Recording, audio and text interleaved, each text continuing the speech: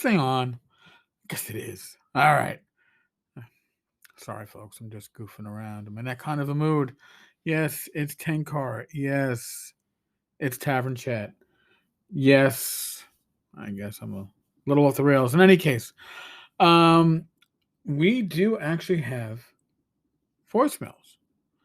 And I'm actually looking, and I think I actually missed some voicemails from last week. I might have to go back and dig into our voicemail catalog and pull them up in an episode or two. But Randy Nichols from Biggus Geekus called the show. Actually, he's got commentary, and then he's got something that made me really think. So first we're going to listen to his commentary, and then I'm going to comment. Then I'm going to listen to what made me really think. So we'll be right back.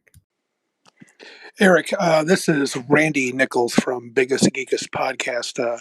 Longtime listener. I haven't really called in, I think maybe once. Or anyway, your recent podcast on Savage Pathfinder and the Hand and Eye and Vecna. Boy, that Hand and Eye and Vecna is definitely a vanity item, and I'm with you. I think I'm getting it, man. I just can't resist. My buddy and I did a podcast recently on what is OSR. I know you're an OSR guy, and I remember old school. I don't play it much anymore, but I do have fond memories. The Savage Pathfinder, I'm probably doing the $300 thing. It's crazy. You make a good point, though. If I do, my wife will choke me out if I don't play it. So I'm going to have to play it. I've been loving Savage Worlds and not so much Pathfinder. But anyway, keep up the good work. And I like all your podcasts, especially your streaming stuff. You and Grognard's good, and Joe the Lawyer and Mike. Keep it up, buddy. Yeah, you kind of got to do a fine balancing of. I've heard it referred to as wife aggro, but really,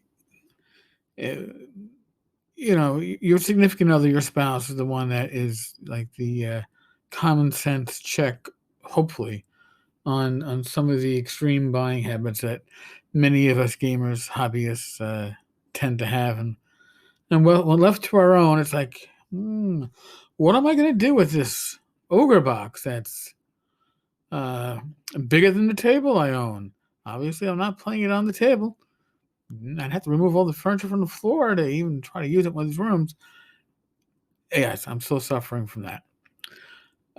So I think I've made my successful saving throw against Savage Pathfinder. I'm sure it's going to be a beautiful book. Beautiful box set. But yeah, no. I think I can pass. Hand and Eye of Vecna. If we had purchased a vacation home last year instead of me getting sick, I'm sure I would have bought it with the idea of this is the place to display it.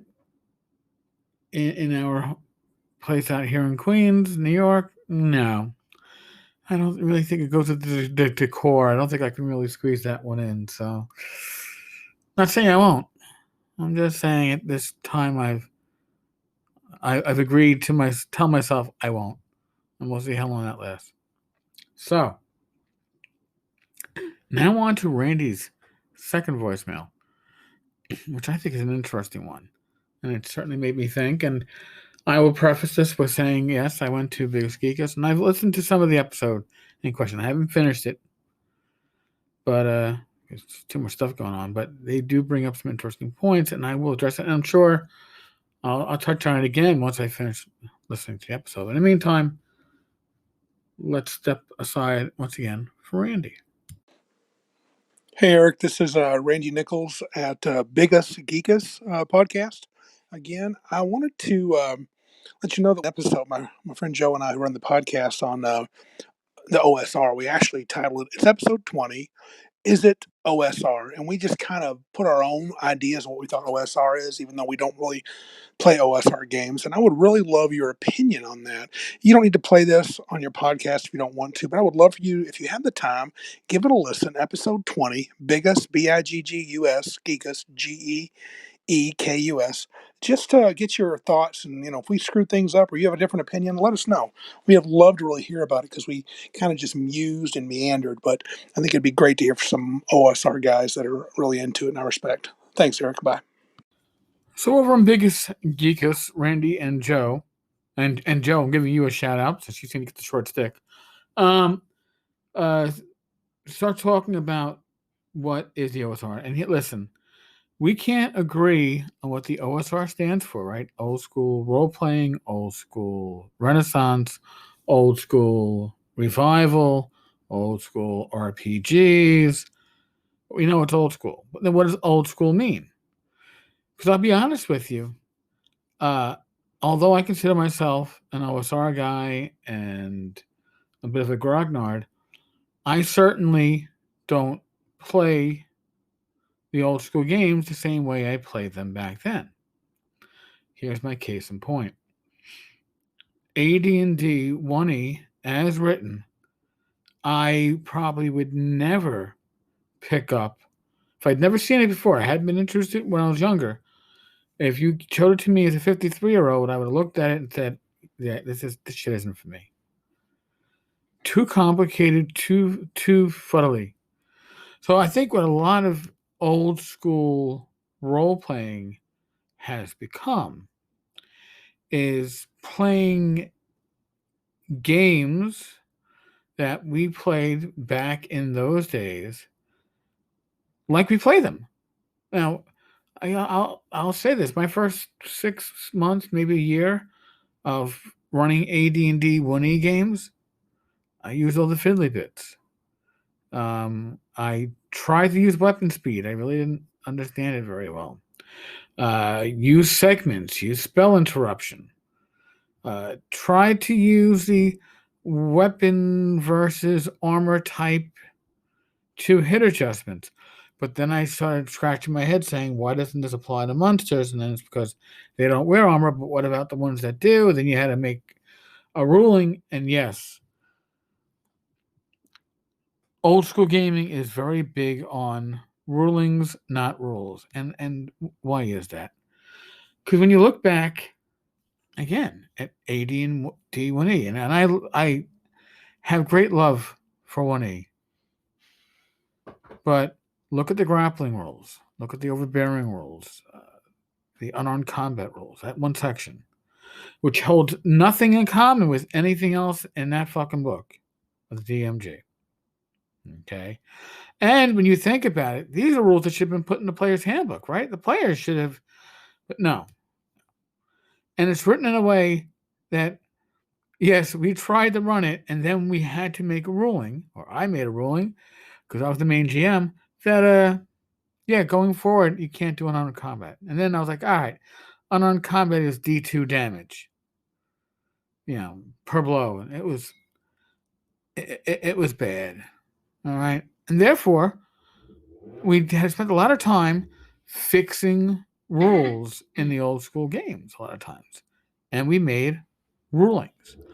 Now, I think a lot of old school gamers, OSR community people, would rather have less rules, because that way, if you have to make a ruling, you're not conflicting with anything, right? If there isn't a rule for it and you make a ruling, nobody's going to go, yeah, but on page 76 of the OSRIC rules, here in section 4A, paragraph 2, it specifically says, no, I don't have that problem, right? I like running Swords and Wizardry Light at conventions. Why is that? Well, besides the fact that I wrote the rules, which certainly makes it handy, Swords and Wizardry on a whole, to me, plays a lot like how we house ruled first edition AD&D. Once you jettison the weapon speed, and you jettison the weapon versus AC adjustment, and the unarmed combat rules, and all that wacky shit, psionics, jettison it all, it plays a lot like 1E. So it's a comfortable fit. But Swords and Wizardry Light is 4 pages. And 2 of those pages are pretty much the player's side, and 2 pages are pretty much the DM side of things. So, does it have rules that cover everything? No. Does it have rules that cover most things? No. So what happens? Oh, look, the rules don't include rules for falling damage. Well, if you have a chance of falling into a pit or off a wall in an adventure, if that is a significant possibility, then whoever's writing the adventure should write in, and if you fall into the pit, you take d6 damage from falling into the pit. If you're falling off the wall, inflicts 2d6 damage, save for half. In a way, many old school rules are minimalist. All right, we take the core of what was D&D or AD&D, and then take all the confusing parts out, and then rework it into something that seems much more intuitive. But that's just part of the definition. I think I've mentioned this before on the podcast, but I think you have the OSR, which falls under, for lack of a better phrase, the OSG, old school gaming. And old school gaming, without a proper cutoff's probably somewhere in the 1990s, are games like RuneQuest, are games like Call of Cthulhu, are games like Chill, Warhammer Fantasy Roleplay. The line isn't distinct because I think that once you got like the World of Darkness games, you started leaving the old school play and you went to a different style of play. But the games that are whose initial rules were written earlier in gaming, generally in the 70s, the 80s, Hells and Trolls, before these big changes started taking place in other sorts of role playing, I think that these would be considered old school gaming, and some people might even call them OSR. I had some of my my longest campaigns that weren't AD&D were Warhammer Fantasy Roleplay and RuneQuest 2, running a sandbox with Pavis and Big Rebel. Had a lot of fun with it. Those are certainly old school games that you can still play these days without much trouble. So I have to go back and listen to your full episode. But I heard enough to know what I wanted to say about what I heard. Folks, by the way, Biggus Geekus is available on Anchor. I actually did a search for it, and it popped up on Spotify. Give it a listen. These guys sound like they are passionate about gaming, and they have their podcast is just a bit more professionally than mine is. Not saying a lot, mind you, but they're certainly more professional than me, and you should give them a try. Give them a shot. Folks, we are in the midst of the world of COVID, right? The pandemic. Please, I beg of you, use your common sense. All right? Something that God has blessed nearly all of us with, but many of us just decide not to use it. Use your common sense. Be safe. Be well. God bless. Roll those dice. And knock on wood, I'll be back again tomorrow's. Actually, I'll be back again tomorrow's with Rach, right? We're going to be doing Gamers Health. And tomorrow night, I think it's 9 p.m. Eastern, myself and Joe the Lawyer, Iron Rations, live on YouTube, youtube.com/Eric Tenkar. Please join us. The more feedback we get from the audience, the better the podcast, the better the live stream goes. We all benefit. We are all winners this way. All right, folks.